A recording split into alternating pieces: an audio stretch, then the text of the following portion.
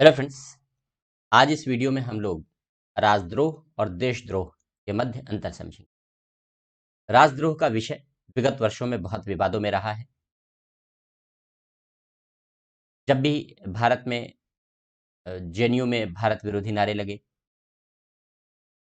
अभी हाल में ही किसानों के आंदोलन के दौरान खालिस्तान के समर्थन में नारे लगे, टूल किट पकड़ा गया जिसके आधार पर विदेशों से भारत को अस्थिर करने की साजिश रची जा रही है और भारत में जिन लोगों को गिरफ्तार किया जा रहा है उनमें से भी कुछ लोगों पर राजद्रोह के मुकदमे दर्ज किए जाने की कोशिश की जा रही है, राजद्रोह के मुकदमे दर्ज किए जा रहे हैं। इस प्रकार राजद्रोह का अपराध हमेशा से विवादों में रहा है। उच्चतम न्यायालय में समय समय पर बार बार याचिका दायर की जाती रही है विभिन्न लोगों के द्वारा, जिसमें उच्चतम न्यायालय के एडवोकेट भी शामिल हैं, गैर सरकारी संगठन भी शामिल हैं, अनेक बुद्धिजीवी समूह भी शामिल हैं कि राजद्रोह के अपराध को समाप्त कर दिया जाए, इसे दंड संहिता से बाहर कर दिया जाए। तो राजद्रोह का अपराध हमेशा विवादों में रहा है। तो क्या है राजद्रोह, क्या होता है देशद्रोह, दोनों के बीच क्या अंतर होता है, हमारा उद्देश्य केवल इस बात को समझना है। पहली बात तो यह है कि राजद्रोह और देशद्रोह यह दोनों कानूनी महत्व की परिभाषाएं हैं, इसलिए कानून में इनकी जो परिभाषा दी गई है हमें उस दृष्टिकोण से समझना होगा। फिलहाल भारत में देशद्रोह कानून में परिभाषित नहीं है। क्योंकि भारत में देशद्रोह कानून में परिभाषित नहीं है, इस तरीके से आप कह सकते हैं कि भारत में देशद्रोह अपराध नहीं है। भारत में देशद्रोह अपराध नहीं है, भारत में राजद्रोह अपराध है। इसका मतलब यह नहीं है कि आप देशद्रोह नहीं कर सकते, आप देशद्रोह कर सकते हैं, इसका यह मतलब नहीं है।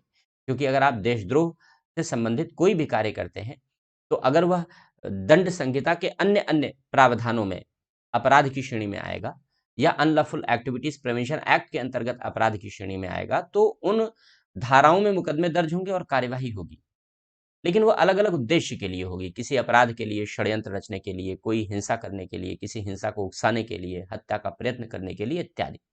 लेकिन देशद्रोह के अपराध के लिए कोई मुकदमा दर्ज नहीं होगा, देशद्रोह के अपराध के लिए कोई सजा नहीं हो सकती, क्योंकि भारत में देशद्रोह अपराध नहीं है, केवल राजद्रोह अपराध है। तो अब देशद्रोह अपराध नहीं है तो देशद्रोह को समझना होगा कि देशद्रोह का अर्थ क्या होता है। तो पहले हम राजद्रोह को समझते हैं, फिर देशद्रोह को समझते हैं। लेकिन कानूनी परिभाषा को समझने से पहले एक बड़ा बेसिक सा अंतर जान लेते हैं, बेसिक सी समझ विकसित कर लेते हैं, तब कानून पर आते हैं। सामान्य अर्थों में राजद्रोह सरकार के विरुद्ध विद्रोह है। राजद्रोह सरकार के विरुद्ध विद्रोह है, राजद्रोह सरकार के विरुद्ध बल या हिंसा का प्रयोग है, यह राजद्रोह है, सेडिशन है। और देशद्रोह देश की संप्रभुता पर हमला है।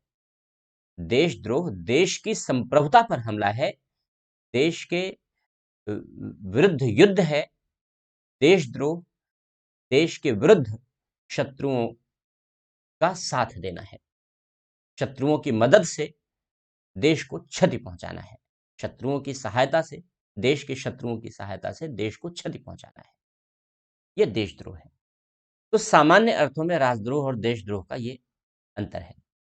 लेकिन अब इसको हम अगर परिभाषा, कानूनी परिभाषा के आधार पर समझें तो हमारा अंतर और अधिक वैधानिक दायरे में आएगा, कानूनी दायरे में आएगा। तो हम उस वैधानिक अंतर में, वैधानिक दायरे में, कानूनी दायरे में आपको अब राजद्रोह और देशद्रोह के अंतर को समझाने जा रहे हैं। अभी तो हमने जो अंतर बताया आपको वो एक सामान्य समझ के आधार पर, एक सामान्य अवधारणा के आधार पर हमने ये अंतर। अब कानूनी आधार पर जब हम लोग इस अंतर को स्पष्ट करते हैं तो राजद्रोह भारत में भारतीय दंड संहिता, इंडियन पिनल कोड, भारतीय दंड संहिता, इंडियन पिनल कोड वह कानून है जिस कानून में विभिन्न अपराधों को परिभाषित किया गया है और उन अपराधों के लिए दंड का प्रावधान किया गया है। जैसे चोरी, हत्या, लूट, डकैती कब माने जाएंगे कि ये अपराध हुए हैं और उन अपराधों के लिए न्यायालय क्या दंड देगा, उनका प्रावधान भारतीय दंड संहिता में किया गया है। तो अपराधों की परिभाषा और अपराधों के लिए दंड, इसी भारतीय दंड संहिता में, ये पुरानी है, अंग्रेजों ने बनाया है, 1860 का कानून है। इसी भारतीय दंड संहिता में 1870 में संशोधन के द्वारा राजद्रोह का प्रावधान जोड़ा गया। इसकी धारा, इसके सेक्शन 124 क्लॉज ए या 124 ए में राजद्रोह के बारे में प्रावधान शामिल किया गया, सेडिशन के बारे में प्रावधान शामिल किया गया। क्या कहता है राजद्रोह की यह परिभाषा?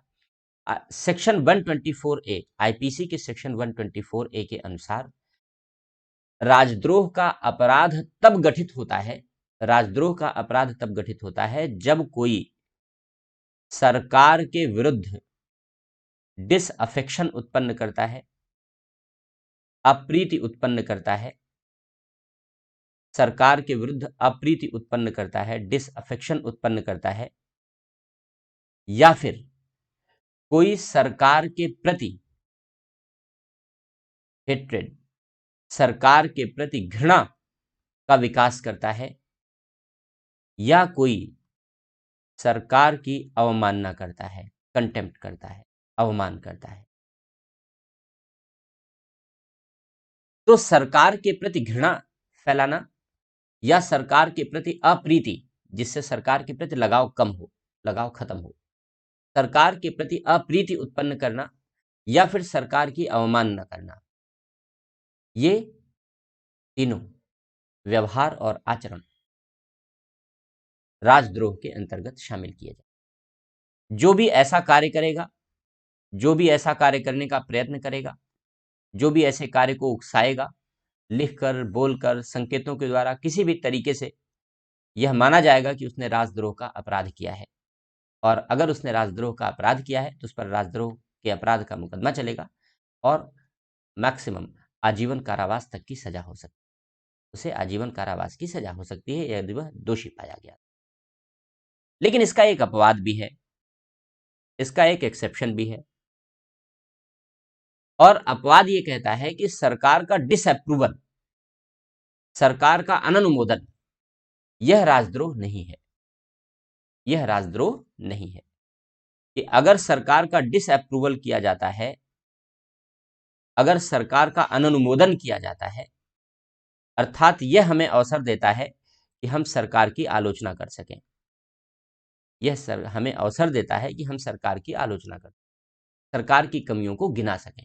तो अगर सरकार की आलोचना की जाती है, अगर सरकार की कमियों को गिनाया जाता है, तो वह राजद्रोह का अपराध गठित नहीं करेगा, तो वह राजद्रोह का अपराध गठित नहीं करेगा। तो सरकार की आलोचना करना अपराध नहीं है, अपराध नहीं है, लेकिन सरकार के प्रति घृणा फैलाना, सरकार के प्रति अवमानना करना, सरकार के प्रति अलगाव या अप्रीति की भावना उत्पन्न करना, यह अपराध की श्रेणी में शामिल है, इसे राजद्रोह का अपराध कहते हैं। लेकिन अब प्रश्न ये उत्पन्न होता है कि हम ऐसे विचार दें, हम ऐसे विचार रखें तब अपराध माना जाएगा, या हम ऐसा कोई कार्य करें तब अपराध माना जाएगा। तो इसका दुरुपयोग न हो सके, सरकारें इस अपराध का अपने विरोधियों के दमन के लिए प्रयोग न कर सके, क्योंकि ऐसा आरोप प्रायः सभी सरकारों पर लगता रहा है, प्रारंभ से ही, स्वतंत्रता के बाद से ही सभी सरकारों पर ऐसे आरोप लगे हैं। इसलिए ऐसे अधिकारों का सरकार दुरुपयोग न कर सके, इसके लिए केदारनाथ सिंह बनाम बिहार राज्य के मामले में 1962 का मामला है, केदारनाथ सिंह बनाम बिहार राज्य का मामला है 1962 का। ये गाइडलाइन पेश करता है और इसी गाइडलाइन को आज तक सुप्रीम कोर्ट एक्सेप्ट करता है। और यही कारण है कि राजद्रोह के अपराध को निरस्त करने के लिए जितने भी मुकदमे अभी विगत वर्षों में हाल फिलहाल में दायर हुए हैं, उच्चतम न्यायालय ने सबको रिजेक्ट कर दिया और न्यायालय ने कहा कि राजद्रोह का अपराध कानून की किताब में बना रहेगा, अर्थात राजद्रोह एक अपराध बना रहेगा। क्योंकि यह मांग की गई थी जनहित याचिकाओं के माध्यम से कि राजद्रोह के अपराध को खत्म कर दिया जाए, क्योंकि सरकारें इसका दुरुपयोग करती। तो उच्चतम न्यायालय ने कहा, केदारनाथ सिंह बनाम बिहार राज्य के मामले में उच्चतम न्यायालय ने कहा कि केवल और केवल इस प्रकार के विचार प्रकट करना, केवल और केवल इस प्रकार के विचार प्रकट करना अपराध नहीं है, अपराध नहीं है, जब तक कि इस विचार के अनुसरण में कोई बल प्रयोग न किया जाए, कोई हिंसा न की जाए, तब तक अपराध नहीं होगा। या फिर डिसऑर्डर, लोक व्यवस्था के लिए संकट, लोक व्यवस्था को खतरा न उत्पन्न किया जाए, तब तक वह अपराध नहीं होगा। जब ऐसे विचारों के, सरकार के विरुद्ध विचार रखने को, सरकार के विरोधी विचारों को प्रोत्साहित करते हुए बल प्रयोग किया जाए, हिंसा को प्रोत्साहित किया जाए या लोक व्यवस्था के लिए खतरे को प्रोत्साहित किया जाए, तभी उसे राजद्रोह का अपराध माना जाएगा। केवल ऐसे विचार प्रकट कर देना अपराध नहीं होगा। सरकार के विरुद्ध अप्रीति का, अलगाव का विचार प्रकट कर देना अपराध नहीं होगा। और न्यायालय ने यह भी कहा कि अगर सरकारें इसका दुरुपयोग करती हैं तो यह गलत है, सरकारों को दुरुपयोग नहीं करना चाहिए। सरकारें दुरुपयोग करेंगी तो न्यायालय उस पर अंकुश लगाएगा, लेकिन केवल इस आधार पर कि सरकारें इस कानून का दुरुपयोग करती हैं इसलिए खत्म कर दिया जाए, यह कोई आधार नहीं होता किसी कानून को खत्म करने का। इसलिए यह कानून की किताब में बना रहेगा, न्यायालय उसे खत्म नहीं करेगा। क्योंकि फर्जी मुकदमे तो चोरी के भी दर्ज होते हैं, फर्जी मुकदमे हत्या के भी दर्ज होते हैं, फर्जी मुकदमे दहेज हत्या के भी दर्ज होते हैं, फर्जी मुकदमे लूट और डकैती के भी दर्ज होते हैं। तो इसका क्या मतलब है कि कानून की किताब से इन सब अपराधों को बाहर कर दिया जाए? नहीं। अगर फर्जी मुकदमे दर्ज हो रहे हैं तो अपराधों के फर्जी मुकदमे को दर्ज होने से रोका जाए। इसका ये अर्थ नहीं है कि सारे अपराधों को कानून की किताब से बाहर कर दिया जाए और ये अपराध रह ही ना जाए, इसका ये अर्थ नहीं है। तो अगर राजद्रोह के फर्जी मुकदमे दर्ज हो रहे हैं तो राजद्रोह के फर्जी मुकदमों पर अंकुश लगना चाहिए, इसका दुरुपयोग रोका जाना चाहिए। इसका यह अर्थ कदापि नहीं हो सकता कि राजद्रोह को कानून की किताब से बाहर कर दिया जाए और राजद्रोह को अपराध से बाहर कर दिया जाए। तो न्यायालय ने बहुत स्पष्ट रूप में यह निर्णय सुनाया है और एक बेहतर निर्णय है। अब प्रश्न उत्पन्न होता है, ये तो राजद्रोह की बात हो गई, अब देशद्रोह क्या है? देशद्रोह क्या है? तो देशद्रोह हमारे यहां कानूनों में परिभाषित नहीं।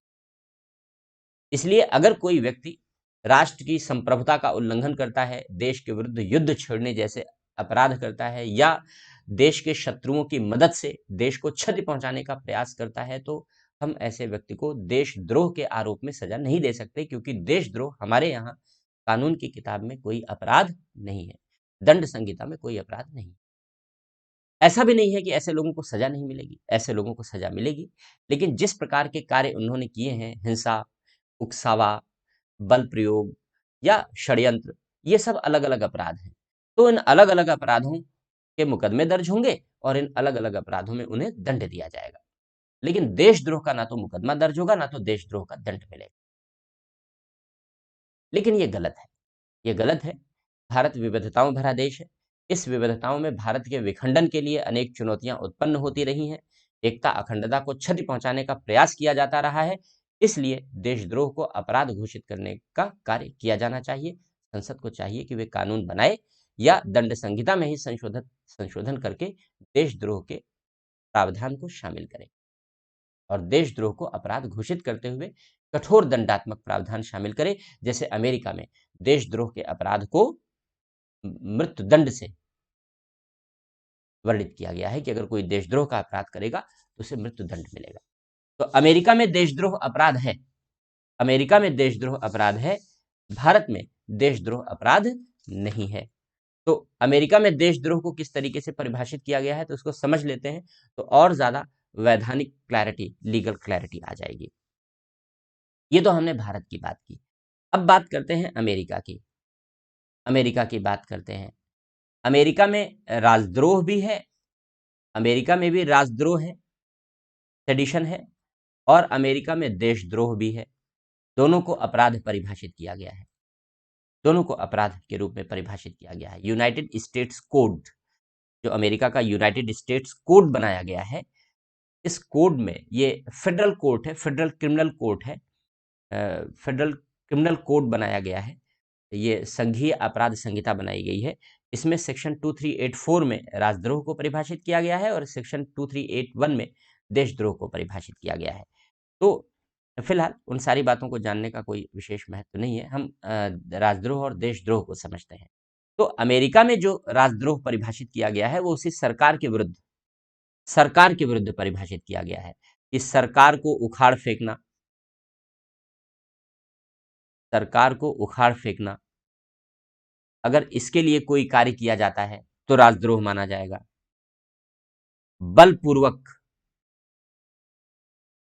बलपूर्वक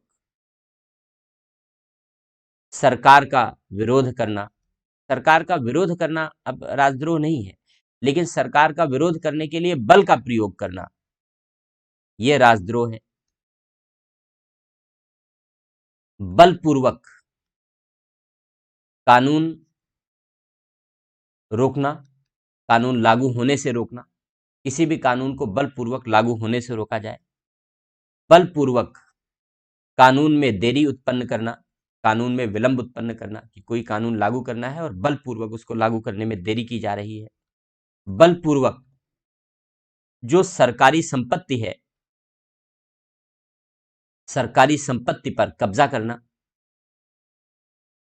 सरकारी संपत्ति पर नियंत्रण करना, ये सभी राजद्रोह के रूप में परिभाषित। तो आप देखें, राजद्रोह हमेशा सरकार के विरुद्ध विद्रोह है, या सरकार के विरुद्ध बल और हिंसा का प्रयोग है, चाहे भारत की परिभाषा हो, चाहे अमेरिका की परिभाषा हो। हालांकि अमेरिका की परिभाषा ज्यादा क्लियर है, ज्यादा स्पष्ट है, ज्यादा स्पष्ट है।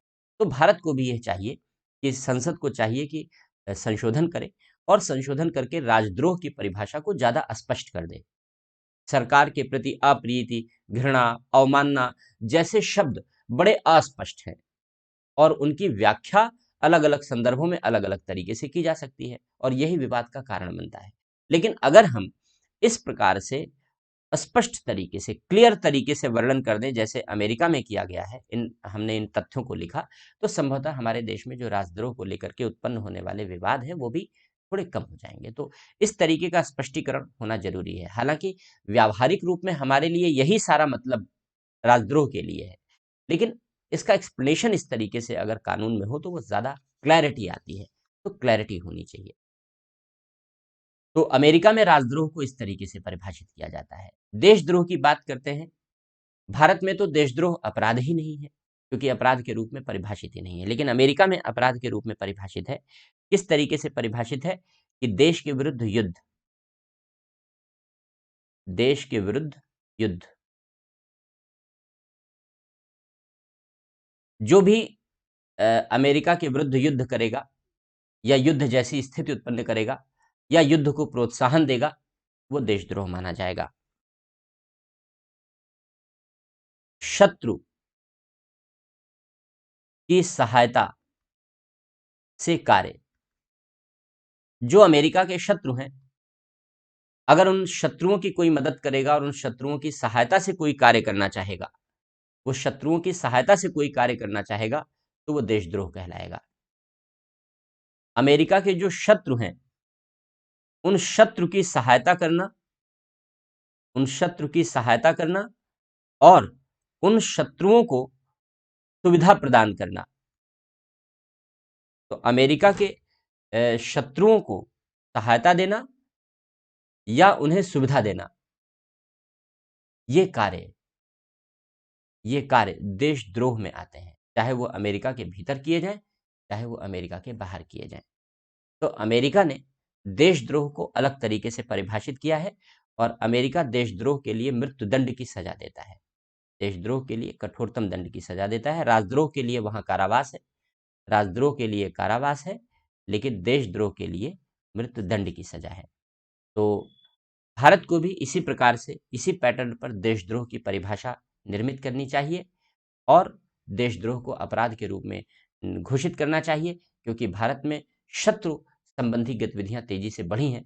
भारत के विरुद्ध हिंसा, भारत के विरुद्ध युद्ध, भारत की संप्रभुता को चोट, भारत की अखंडता को क्षति पहुंचाने के लिए अनेक लोग अपनी भूमिका निभा रहे हैं, जिसमें कुछ बुद्धिजीवी भी शामिल हैं, जिसमें छात्र भी शामिल हैं, जिसमें अनेक उग्रवादी समूह भी शामिल हैं। स्वाभाविक सी बात है कि भारत में बढ़ती हुई इस चुनौती को ध्यान में रखते हुए सख्त कानून की जरूरत है, और इसके लिए देशद्रोह को कानून के रूप में परिभाषित किया जाना वर्तमान समय की मांग है, ये अनिवार्यता है। तो ये राजद्रोह और देशद्रोह के मध्य अंतर की एक सामान्य सी चर्चा थी। तो इस वीडियो के लिए हम लोग इस चर्चा को यहीं पर समाप्त करेंगे। शेष चर्चा फिर इसके संदर्भ में विस्तार पूर्वक चर्चा हम लोग फिर किसी दूसरे वीडियो में। इसके लिए इतना ही। Thank you.